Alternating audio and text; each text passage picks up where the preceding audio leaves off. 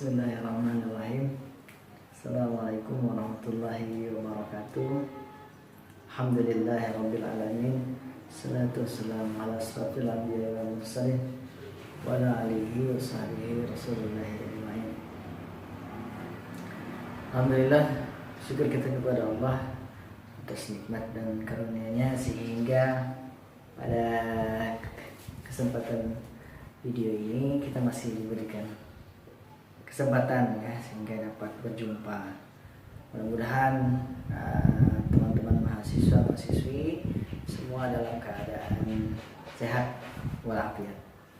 Amin ya rabbal alamin. Selanjutnya salawat dan salam mari kita berikan kepada junjungan kita Nabi besar Muhammad sallallahu alaihi wasallam. Allahumma shalli ala sayyidina Muhammad wa ala ali sayyidina Muhammad. Semoga di yaumil akhir nanti kita diberikan kesempatan oleh beliau untuk diberikan syafaat sehingga dapat masuk surga. Amin ya rabbal alamin. Teman-teman mahasiswa-mahasiswi yang kami muliakan, pada kesempatan video ini ya saya ingin menyampaikan untuk mata kuliah Sistem Informasi Manajemen, rata-rata mahasiswa masih terlambat dalam mengabsen ya. Oleh karena itu absenlah tepat waktu ya, jangan sampai terlambat. Batas keterlambatannya 30 menit atau 40 menit ya. Sisa dari jika terlambat maka Anda hanya punya pilihan terlambat, izin atau apa. Nah itu yang akan mengurangi ya nanti nilai kedisiplinan Anda untuk kuliah di mata kuliah Sistem Informasi Manajemen ini ya.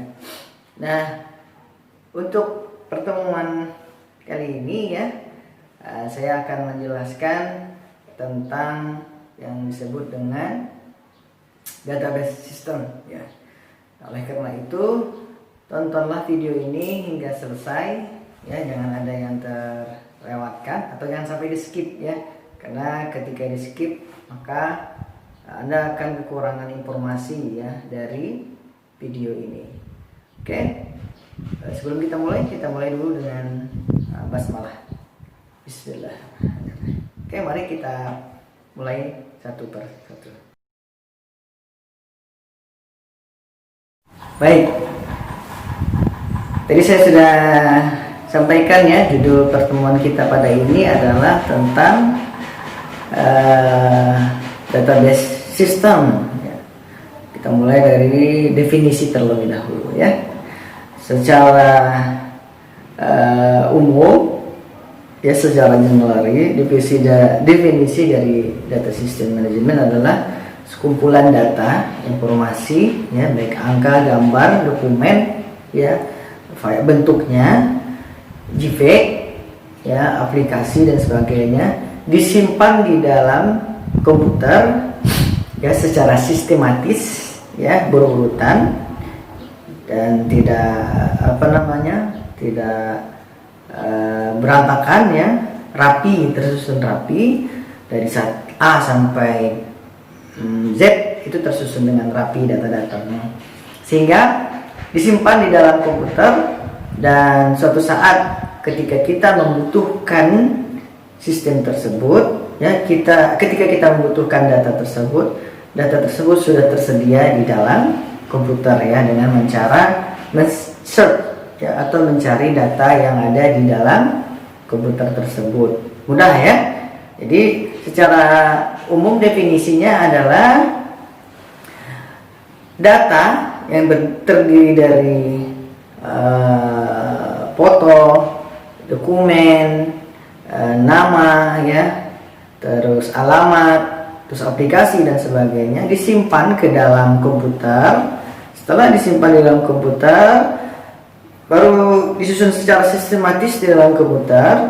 Nah, ketika kita membutuhkan data tersebut, kita tinggal search atau tinggal klik ya, atau tulis misalnya nama ya, Budi. Nah, ketika kita klik Budi maka akan muncul seluruh data-data yang kita butuhkan tentang Budi. Nah, itu yang disebut dengan database. Nah, untuk aplikasinya banyak ya yang digunakan untuk menyimpan ya. Tapi dalam ini disebutnya database system atau DBS ya. Ya, saya anggap paham ya. Itu yang pertama ya, secara definisi. Untuk selanjutnya yaitu pada slide berikutnya, manfaat DBMS ya, data base management system ya, DBMS. Adapun manfaatnya bagi user ya, bagi pengguna menggunakan data base management system atau disingkat dengan DBMS, pertama adalah membuat data ya, atau mengumpulkan data atau menginsert data. Itu pertama. Yang kedua adalah setelah data terkumpul lalu dipelihara ya, atau dirawat atau di-maintain data itu. Setelah data itu di-maintain, lalu data tersebut masuk kepada pengontrolan ya. Setelah pengelontoran atau pengelolaan dari data tersebut, yang terakhir adalah data tersebut dapat diakses. Jadi ada 4 ya tahapan yang harus dilewati oleh user ketika ingin menggunakan DBMS. Pertama adalah manfaatnya membuat data, memelihara data dan mengontrol data, dan terakhir adalah fungsi yang paling penting ya. Jadi data tersebut dapat diakses dengan mudah oleh user melalui sistem itu ya. Oke, saya yakin paham ya. Nah, selanjutnya adalah tadi kita sudah mengenal definisinya, selanjutnya sudah mengenal sistem basis manajemen datanya ya dengan menggunakan DBMS, dan berikut ini slide berikut ini merupakan contoh ya, contoh yang menggunakan DBMS di dalam perusahaan. Nah, apa sih hubungannya ya DBMS ini ya terhadap karyawan atau data karyawan?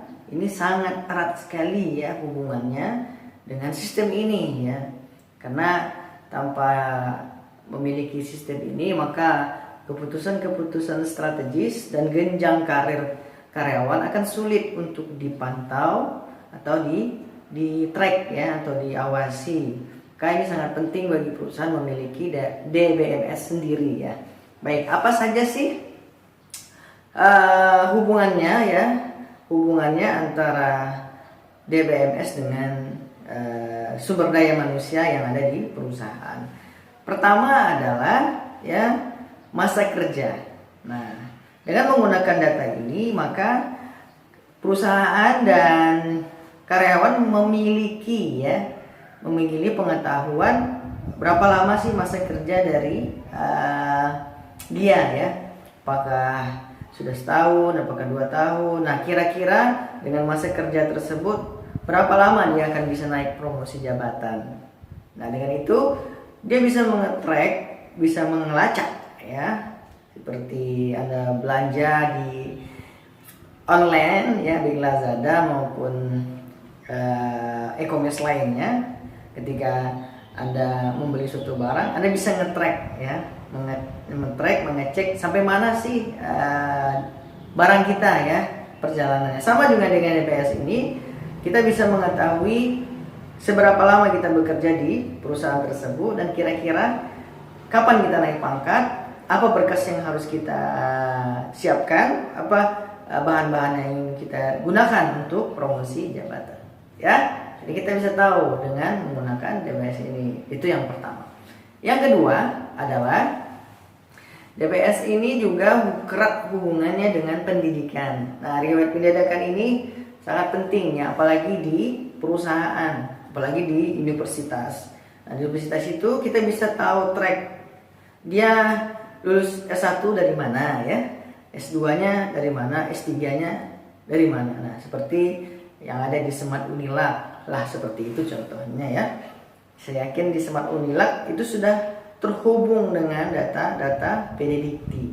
Nah, dari Pendikti itu Anda mengetahui bahwa oh, anak saya sudah kuliah. Oh, ini mata kuliah yang diambil semester ini. Nah, oh, ini nilainya. Jadi sudah ketahuan di dalam DBMS tersebut. Begitu juga di universitas, di perusahaan, dia juga memiliki DBMS sendiri untuk melihat ya jenjang pendidikan. Jadi kita bisa mengetahui di perusahaan tersebut lebih banyak tingkat pendidikannya, apakah sekolah dasar, SMP, SMA, atau pendidikan tinggi.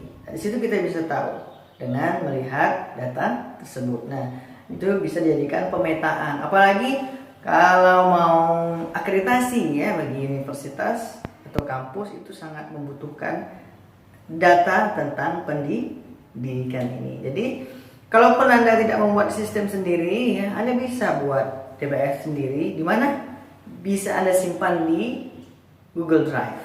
Nah, itu salah satu aplikasi yang gratis yang bisa Anda gunakan untuk membuat DBMS sendiri ya, dimana ijazah untuk sekolah dasar, ijazah untuk SMA, SMP, SMA, pendidikan tinggi, dan seterusnya. Sehingga ketika kita butuh datanya, tinggal kita search, kita cari, maka kita akan menemukan data yang kita butuhkan. Jadi ketika hilang, kita punya backup untuk pendidikan kita ya. Nah, itu yang kedua.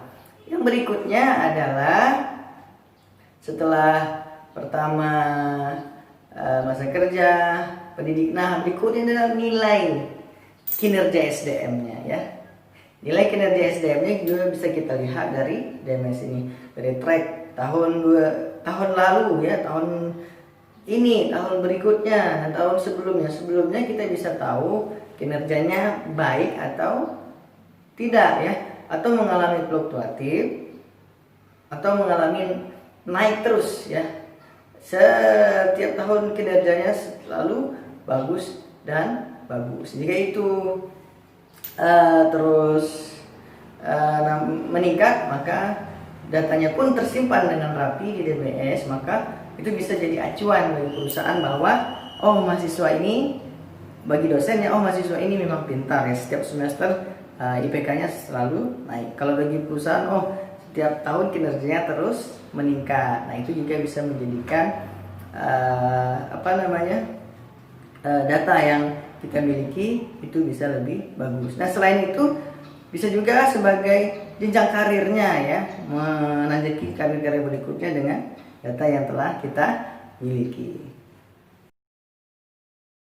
Nah, yang terakhir, yang keempat ya, tadi kita sudah bahas masa kerja, pendidikan ya, terus kinerja. Nah, yang terakhir adalah data karyawan itu sendiri.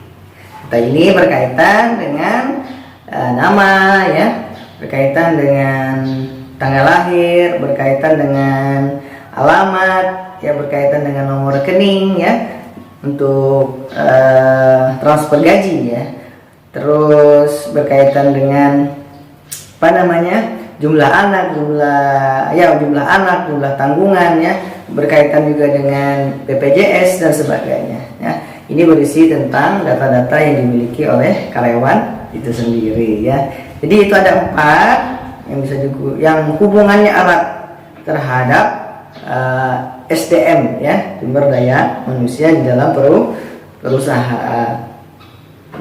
Saya yakin paham ya, keempat DMS ini sangat penting bagi organisasi untuk dapat berkembang lebih baik di masa yang akan datang. Seperti yang saya contohkan tadi, Anda bisa lihat Smart Unilag ya. Di Smart Unilag itu sudah lengkap ya, sudah lengkap. Coba Anda perhatikan di belakang background saya ya. Di belakang background saya ini terdapat data-data karyawan, data-data pribadi ya, terus pengajarannya sudah ada, terus pendidikannya sudah ada ya, terus data pribadinya juga ada, foto profilnya juga ada. Jadi ketika kita butuh data, baik user maupun kita untuk membutuhkan data, maka data itu langsung tersedia ya. Oke, kita sudah membahas hubungan ya dari DBMS dengan sumber daya manusia. Nah, adapun slide berikutnya, aplikasi-aplikasi yang bisa digunakan oleh perusahaan untuk DBMS ya. Salah satunya di belakang saya ada, Anda bisa menggunakan Microsoft SQL, DB2, Oracle dan lain-lainnya ya. Nanti Anda bisa akses sendiri untuk melihat database aplikasi yang bisa digunakan ya. Namun di Indonesia cukup banyak ya sudah tersedia database yang dibuat sendiri oleh Indonesia.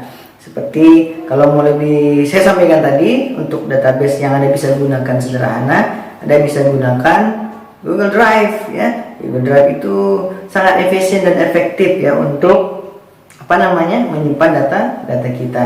Saya selaku dosen sistem informasi manajemen menggunakan database sistem juga ya.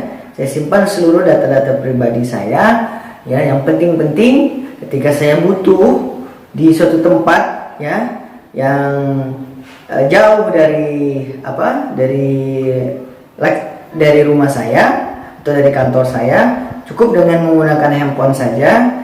Database saya itu bisa dibawa kemana-mana asal memiliki jaringan internet ya. Jadi kita bisa buka di handphone ya, bisa buka di warnet ya, atau kita bisa buka di handphone teman ya, asal kita memiliki akun dari Google Drive tersebut. Jadi mudah untuk membuat database dan mengaplikasikan database sistem Anda sendiri tanpa harus bayar yang mahal-mahal ya. Karena untuk menyimpan database seperti Unilag dan sebagainya itu cukup mahal ya, misalnya Semipa ya atau Smart Unilag itu cukup mahal. Dia ada bayarnya per tahun ya, atau per bulan atau per semester. Jadi butuh dana ya. Anda bisa menggunakan data Google Drive sebagai sarana untuk penyimpanan data pribadi Anda. Jadi ketika hilang Anda sudah punya backup. Ketika laptop Anda tinggal, nah bagi yang sedang menyusun atau yang akan menyusun proposal dan skripsi ya, saran saya disimpan di Google Drive ya. Ijazah dan sebagainya disimpan saja di Google Drive. Nanti suatu saat laptop kita hilang, ini sering terjadi ya, atau laptop kita kena format, data-datanya hilang atau kena virus, maka kita tidak panik ya, karena kita memiliki backup.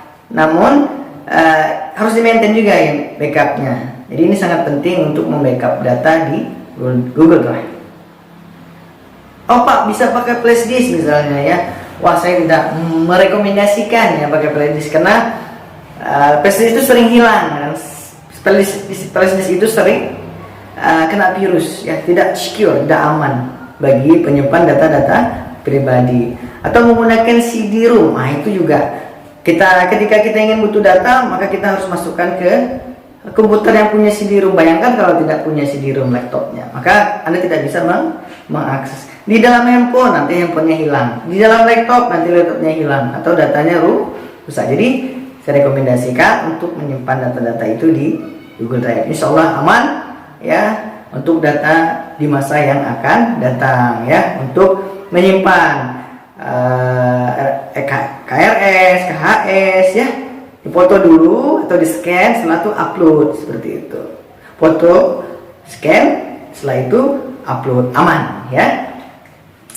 Nah mungkin berikutnya slide-nya adalah tentang slide selanjutnya berisi manfaat atau pemanfaatan basis data. Di dalam slide ini, salah satu komponen penting dalam sistem informasi karena merupakan dasar dalam penyediaan informasi ya. Salah satu pemanfaatan menggunakan basis data ya, pertama menentukan kualitas informasi. Informasi ini harus akurat ya, harus benar, dan waktu yang digunakan juga tepat dan relevan. Seperti data keuangan bulanan. Jadi tidak boleh data itu tidak sahih ya, dan tidak tepat waktu. Misalnya waktunya mundur 2 hari, tidak ada rekam data, itu tidak benar. Tapi ketika rekam datanya tepat dan relevan, maka ini sangat bermanfaat bagi perusahaan. Yang kedua, sering data atau sistem data itu berisi data-data duplikasi ya, atau datanya 2 buah. Nah, ketika itu terjadi, maka akan terjadi plagiat data, karena ada kebocoran data dan keuangan perusahaan. Yang ketiga adalah hubungan data dapat ditingkatkan seperti hubungan biaya pemasaran dengan tingkat penjualan ya. Jadi kita bisa tahu tingkat penjualannya tinggi atau rendah, meningkat atau tidak. Jadi kita bisa tahu, oh di target pasar ini pasarnya tinggi, maka kita membutuhkan biaya pemasaran yang tinggi pula ya. Oh, target pemasaran ini rendah, maka kita bisa turunkan biaya pemasaran ya, karena pasar tersebut bukan menjadi pasar yang potensial. Yang keempat, manipulasi terhadap data dengan cepat dan mudah seperti menyimpan dan membackup data. Ini sangat penting fasilitasnya, karena kita butuh data yang cepat dan mudah menyimpan dan membackup datanya. Yang kelima, efisiensi ya penggunaan ruangan penyimpanan seperti jumlah kapasitas KB atau MB ya, atau tera yang paling besar. Jadi semakin besar kualitas data ya, maka itu akan membuat penyimpanan akan full ya, atau memori full namanya kalau di handphone ya, atau pergudangan kita full. Jadi kita kalau bisa mengkompres data tersebut, ada fasilitas kompresnya sehingga bisa memperkecil kualitas data, sehingga ruangan penyimpanan kita bisa luas, sehingga kapasitasnya semakin besar untuk dapat memasukkan data-data yang lain. Yang berikutnya, kriteria basis data. Pertama, data harus oriented ya, dan bukan program oriented. Ya, jadi datanya harus berdasarkan oriented data. Yang kedua, dapat digunakan oleh beberapa program aplikasi tambah mengubah basis datanya. Ya. Jadi dengan menggunakan data tersebut, ya, kita tidak perlu banyak program untuk membuka basis data. Misalnya data ini bisa dibuka di Microsoft seluruh level ya, baik yang 2006 sampai yang terupdate sekarang ya, Microsoft nggak tahu 2019 mungkin ya sekarang. Yang ketiga, dapat berkembang dengan mudah baik volume maupun strukturnya. Yang keempat, dapat digunakan dengan cara berbeda-beda ya. Jadi kita bisa mengolah data itu dengan teknik atau cara yang berbeda-beda. Yang kelima, kerangka data minimal, itu juga penting. Data kita harus seminimal mungkin ya. Jadi tidak perlu banyak proses untuk mengolah data. Nah, ini adalah gambar sistem manajemen basis data. Nah, dimulai dari native user ya. Native user masuk ke DBMS. Native user ini adalah manusia ya. Setelah itu DBMS masuk ke basis data. Nah, dari basis data ini nanti ada aplikasi basis data. Nah, end user inilah yang akan menggunakan ya data-data yang kita butuhkan. Di sini direktur ya, atau pemilik saham, atau LL2 dikti kalau di pendidikan tinggi ya, untuk melihat data-data, mahasiswa, dosen ya kalau di Smart Unilag end usernya. Dan ini adalah native usernya, ini adalah operator ya untuk memasukkan data-data ke basis data ya. Paham ya, ini prosesnya ya untuk sistem manajemen basis data. Alasan mengapa menggunakan BDMS, pertama adalah independensi data dan akses yang efisien karena tidak mudah diintervensi oleh pemegang kepentingan seperti pemilik atau owner ya. Jadi dengan menggunakan BDMS ini, data kita memang data yang original ya, yang bukan data yang diolah-olah karena sudah melalui proses yang baik tanggal, waktu, ya tanda tangan dan sebagainya. Nanti sistem akan ketahuan ya kalau misalnya itu sudah di otak-atik. Yang kedua, mereduksi waktu pengembangan aplikasi dari awalnya mungkin 3 bulan tapi bisa dipercepat menjadi 1 bulan. Kita membutuhkan data untuk pengumpulan data misalnya butuh waktu 5 bulan, tapi dengan menggunakan BDMS ini cukup 1 bulan. Data kita kumpulkan selesai.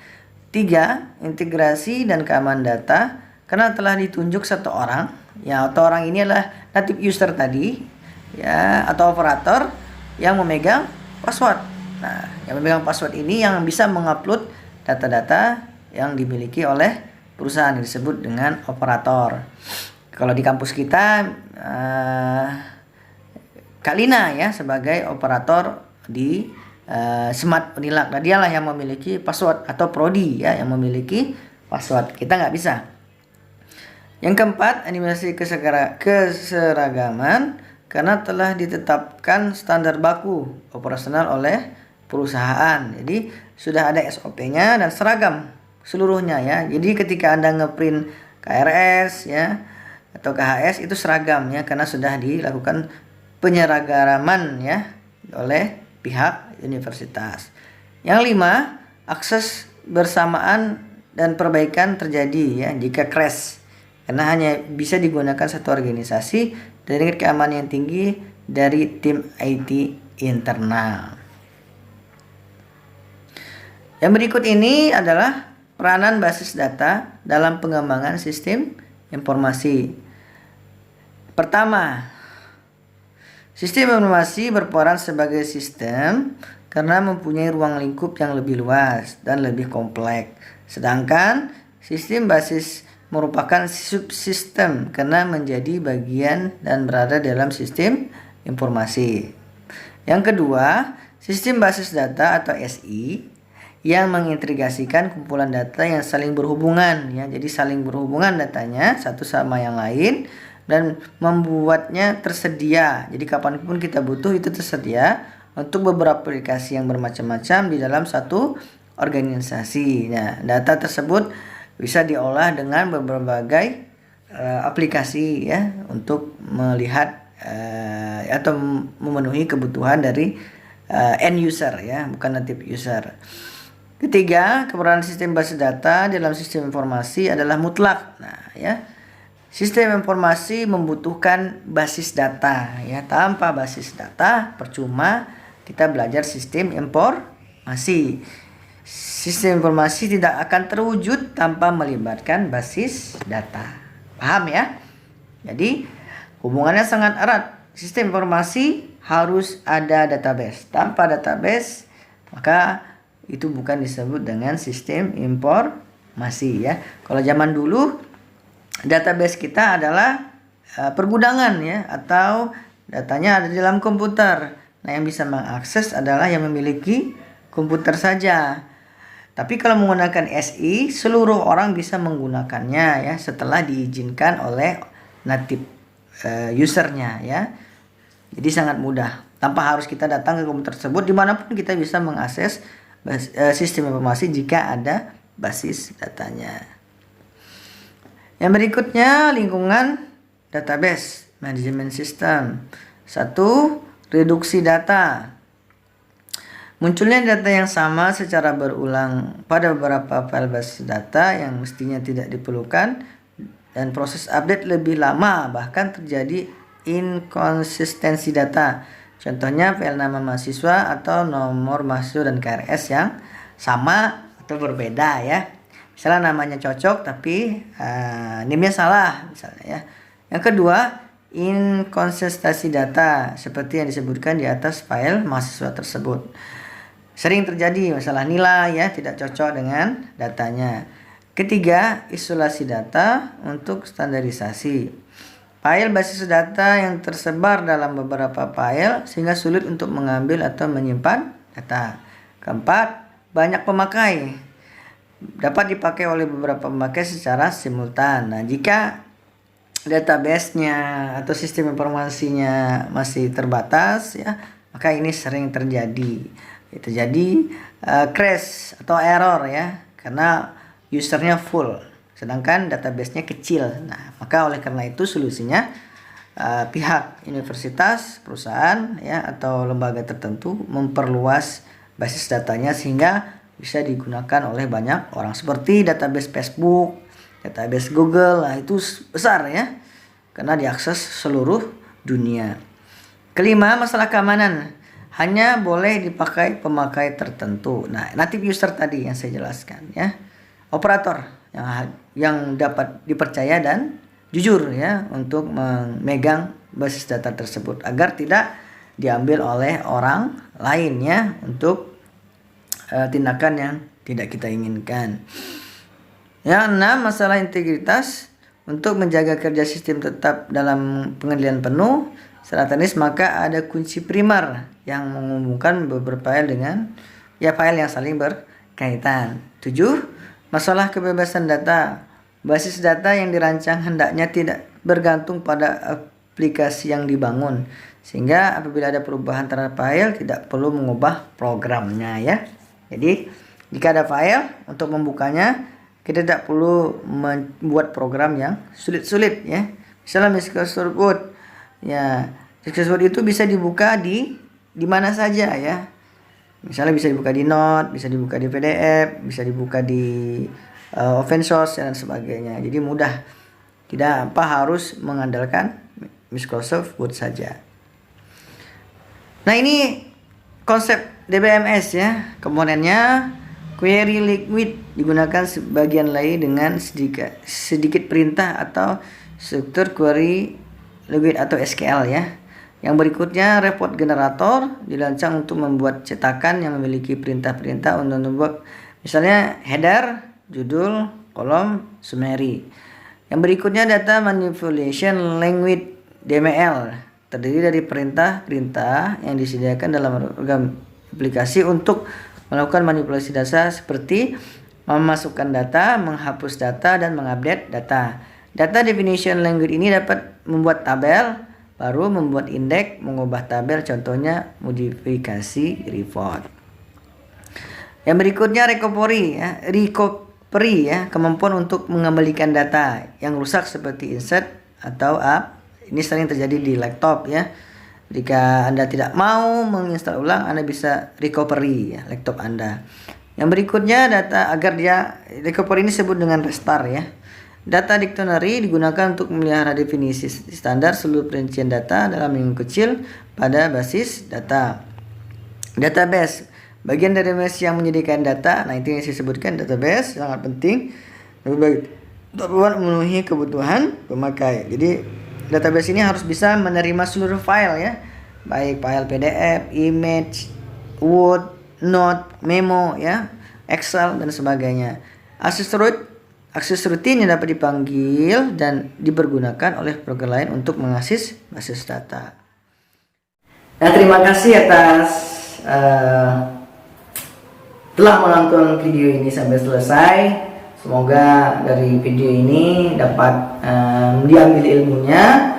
Dengan cara inilah saya bisa memaksimalkan proses belajar dan mengajar, karena kita tidak boleh melaksanakan perkuliahan secara tatap muka, kita gunakan secara daring. Nah, mudah-mudahan teknik metode belajar ini dapat meningkatkan pemahaman mahasiswa ya, khususnya mata kuliah Sistem Informasi Manajemen ya, Prodi Manajemen, Fakultas Ekonomi, Universitas Lancang Kuning. Jadi saya selaku dosen Sistem Informasi Manajemen